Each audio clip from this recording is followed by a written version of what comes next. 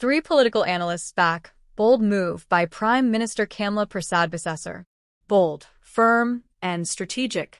This is how political analysts have described Prime Minister Kamla Persad-Bissessar's support of United States President Donald Trump's decision to deploy warships off Venezuela's coast to tackle narcotics trade and cartels.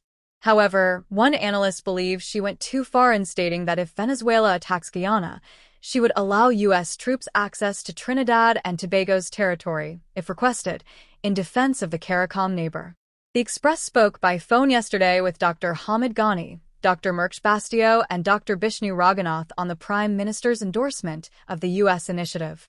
Ghani said the Prime Minister has taken a firm stand in defense of a CARICOM partner.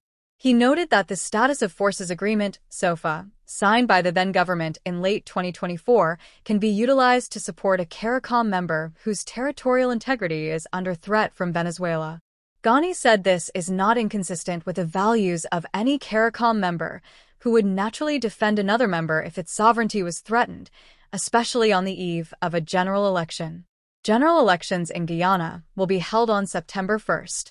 This is a bold defense of Guyana as a CARICOM partner by another CARICOM partner and shows what respecting sovereignty and democracy is all about.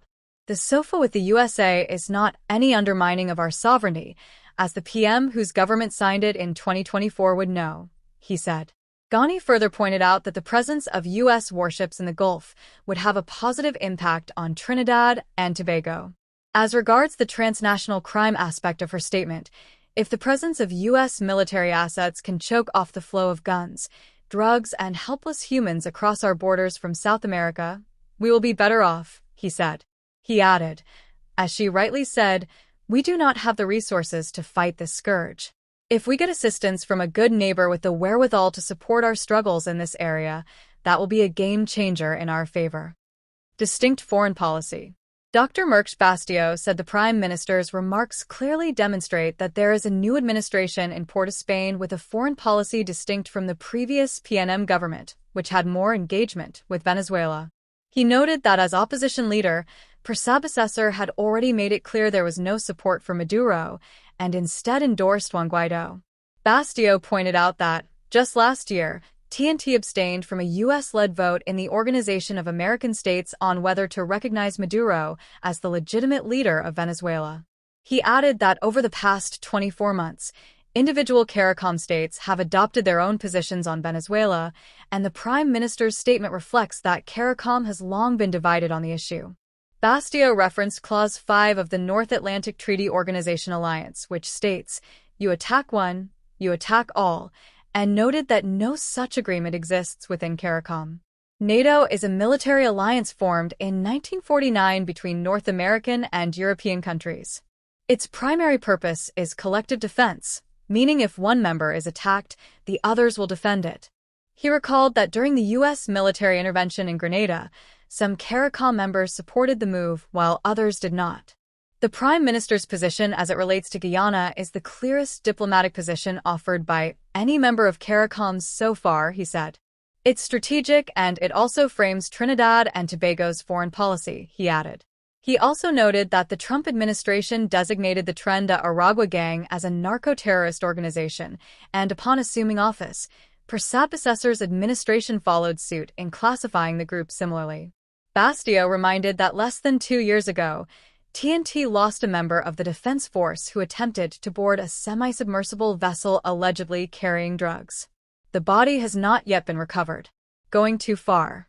Dr. Bishnu Raghunath said that from a logical and rational standpoint, Persad-Bissessar's statement focused on the U.S. presence with respect to cartels, which remains a critical issue for the Caribbean.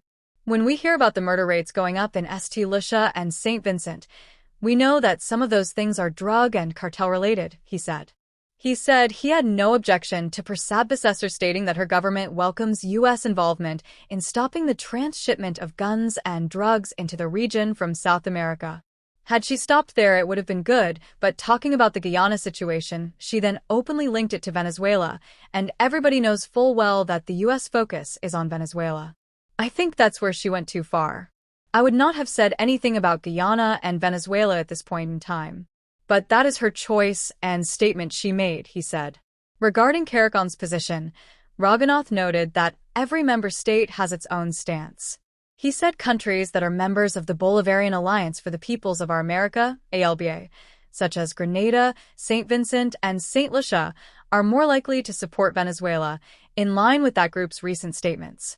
YELYE is a political and economic alliance founded in 2004 by Venezuela and Cuba as an alternative to U.S.-led trade and influence in Latin America and the Caribbean. Trinidad and Tobago is not a member.